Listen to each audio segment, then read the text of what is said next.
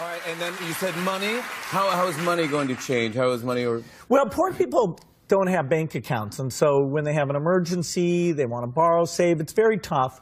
Small transactions, the fees are just too high when you have banks and ATMs and all that. If we take the cell phone and just use digital currency, then you can have all those financial services. So 2 billion people who don't have any kind of bank account will have... As you put it, makes me think, believe it or not, of Bitcoin, because some people have said, hey, Bitcoin is the answer to those problems. Are you a believer? Well, Bitcoin is exciting because it shows how cheap it can be. Bitcoin is better than currency. You think this is a currency that's really going to work eventually?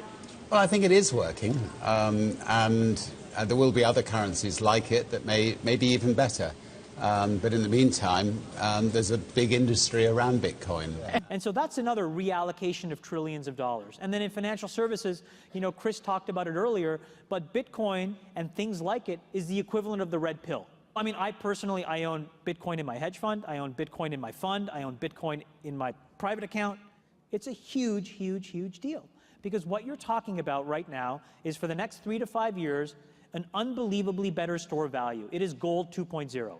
But I want to push future concepts. You know, now I'm giving you 2 streams of consciousness in one. I want to talk about my wife. I also want to talk about Harriet Tubman on a $20 bill. We're following you. We're following it all. You set it up good. Okay. That was the moment that I wanted to use Bitcoin, and I saw Harriet Tubman on a $20 bill. Why?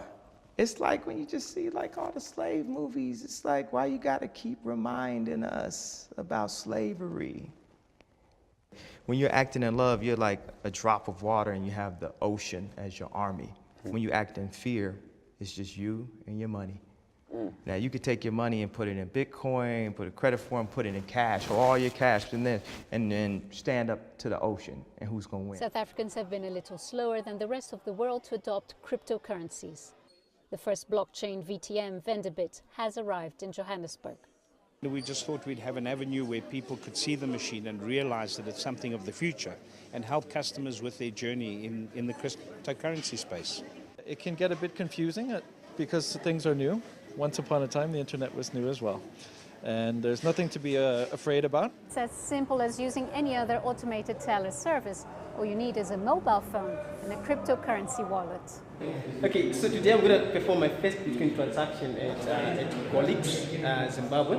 So this is actually the ATM machine. It's actually my first time to see it. I've been using Bitcoin. It's okay. So I've actually done my first Bitcoin transaction. I've withdrawn the US dollars from an ATM, and I'm really excited about that because it was actually one of the things that I was waiting for in Zimbabwe to happen. So I actually came with my friends who are actually with me right